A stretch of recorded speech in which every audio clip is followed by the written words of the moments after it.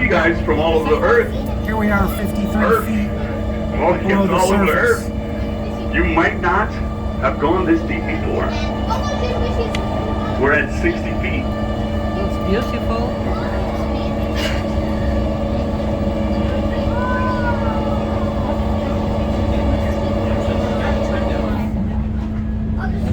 Notice the grass has slowly left and we're down in a smooth sandy patch. Right there moving. I think it's flapping its Now on the starboard side, you guys see that? I see fish. You see those big buildings out there? That is our first structure we ever built 32 years ago on the starboard side. Port side, take a look out your viewports. You have a beautiful view of absolutely nothing.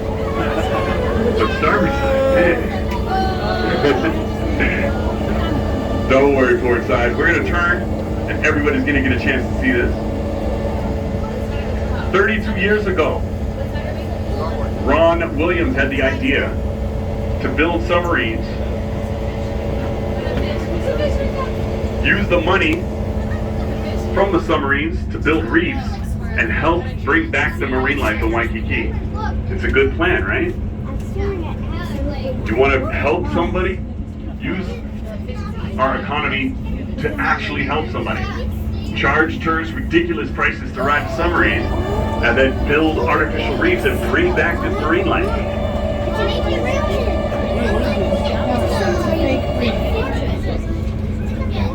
Take a look out both sides. Cement and PVC tubing and lots of elbow grease. Drop these all down here separated, then scuba dive down and put them together underwater. Multiple tank dives at harrowing depths.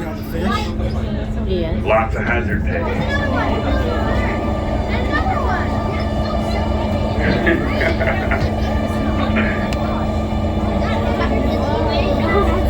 Now, since this was our first project and we were at the cutting edge of building underwater reefs, we made a few mistakes. Number one was we used the wrong type of glue in the cement. It's not the perfect pH, so you don't see a lot of coral growing on it. We kind of freaked out when the coral wasn't growing at the rate that we had assumed it would. We already had submarines running. What do? Who has artificial reefs? What shall be done? Japan. Japan has artificial reefs because they need to grow seaweed paper to go on the outside of a sushi roll. You guys like sushi? Yeah. Yeah. You have to grow that seaweed underwater. And then humans go down and harvest it every 3 months. So they have artificial reefs. We're like, yo, what's up, Japan? Can you spare us for? And they did. Well, no, they sold us for it. And then we bought them and we put them here. And you're seeing them now on the port side. Нахожусь по Submarine под водой.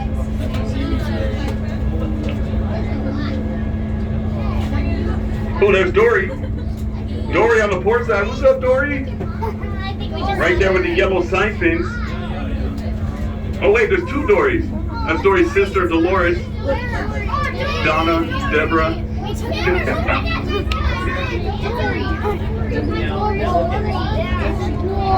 So these are used to grow seaweed paper.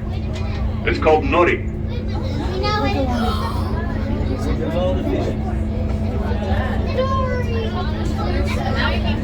They're made out of spun fiberglass. When you spin the fiberglass, there's these grooves in the surface, allowing the algae to stick to it. Let's name some of those fish out there. The black and white fish called Hawaiian pennant butterfly fish. Little yellow fish with a black dot on its tail called Hawaiian millipede butterfly fish. Little yellow fish with a black head and a long nose is called La Wiliwilinukunuku Oi Oi. Not to be confused with the Humuhumunukunuku A Pua'a. La Wiliwilinukunuku Oi Oi and Humunukunuku.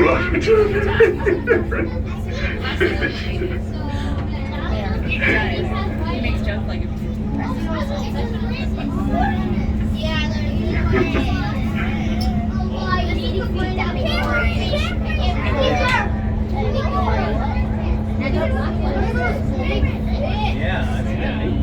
That's really cool. We're going to turn around so that everybody on the starboard side can see those structures as well. But before we do, let's see if we can see it already. Oh, sorry, brother. See if we, yeah, take a look on the starboard side. You see that mountain out there? That's actually a lava flow. from about 500,000 years ago. The tectonic plates on the floor of the ocean shifted right underneath a fault line, causing lava to spew out of it and create the Hawaiian Islands between 1.5 million years ago and 500,000 years ago. Sort of. That's the scientific breakdown of what happened. But I grew up here, I know what really happened. Do you know what really happened, Stu? I'll tell you. There was this really fly guy. He was half god, half human, and his name was Maui. And he was in love with two women. Yes, it happens. But these two women were not regular women, they were goddesses. And they were sisters. Oh, what's up with this guy? One sister was named Nakama, and she was the goddess of the ocean. And one sister was named Pele, goddess of fire. He was in love with the goddess of fire and the goddess of water. When they found out about it, they went to war with each other. Water and fire hitting each other. It was crazy. Currently at But then 77 feet. they discovered, wait a minute, why are we mad at each other? We should be mad at Maui. So they turned to Maui and they made Maui choose. Which one do you really love? Maui was torn. But he was a waterman, just like me. So Maui chose Nakama, goddess of the ocean. Nakama said, cool, that's what's up, and then she flooded the earth so there'd never be any question about it again. Which is funny that we have a flood mythology. A lot of you guys, like Christianity has a flood mythology, right, with Noah. Actually, every religion has flood mythology, and that is because 12,000 years ago, a comet hit the earth and raised the sea level by 400 feet. But this is not the Joe Rogan podcast, I digress. So Maui thought, you know what, that was a little hardcore that you did that with your sister. I'm not going to say anything, but I'm going to get my brothers and my cousins together, and we're going to take my magical fish hook. This is what it looks like right here. Maui's magical fish hook. And he went and he dropped it down on his boat. He grabbed the bottom of the ocean, and with his pure muscles, strength, skill, and dexterity, pulled up the Hawaiian Islands. That's a way more interesting story than the science one, isn't it? Science. So we're going to turn around, and all of you guys on the port side, you're going to see where Maui pulled up the Hawaiian Islands. And all of us on the starboard side, we're going to see those seaweed growing structures.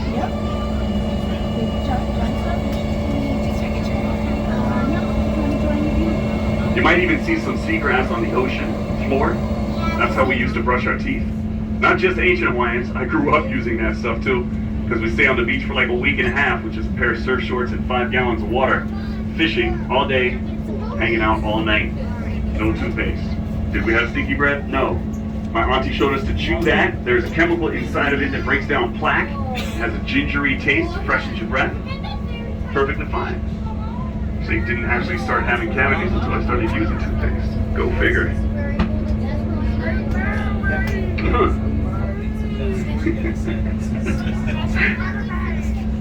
Take a look on the port side. That is the lava flow. Look inside those little holes. Sometimes there's more eels, octopus, all that stuff lives in there. And on the starboard side, we're starting to see those huge artificial reefs. In T-minus 15 seconds.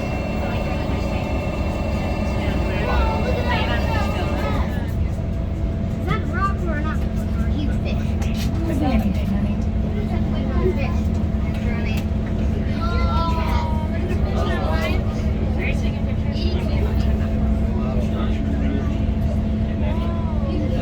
You should have just claimed it, man. She would have been like, wow, I'm impressed.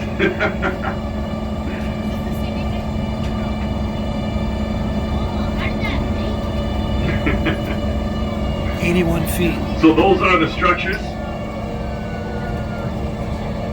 On the starboard side, if you look inside, sometimes there's these big silverfish. They're bigger than all the other fish. Those are the predators. Their mouth is filled with needle-sharp teeth. And their lower, there's one. Whoa. Right there on the top circle. That's called Ulua. His mouth is filled with needle-sharp teeth, and his lower jaw can actually dislocate. He can fit something the size of his head into his mouth. And that is a baby that can get up to 200 pounds. Yeah, very aggressive. Which one, John? I don't know, man. I can't say. Definitely, dude. That would be awesome. 88 Yeah, I think feet. so. Yeah, right on. Hey, let's do it. Hey, the captain said that the current is not too strong. The visibility is great. It's safe. If you guys want to, we can break 100 feet. You guys want to break 100? Yeah! Let's do this. If we break 100 feet, you guys will become a statistic. Wait a minute. That doesn't sound. That's not the way to say that sentence. You guys will be 1/10 of 1% of the world's population that's ever been below 100 feet. You see you? Yeah, it's rare. Because think about it, right? Who does it? Scuba divers, people in submarines, right? You guys, sometimes people in the mafia.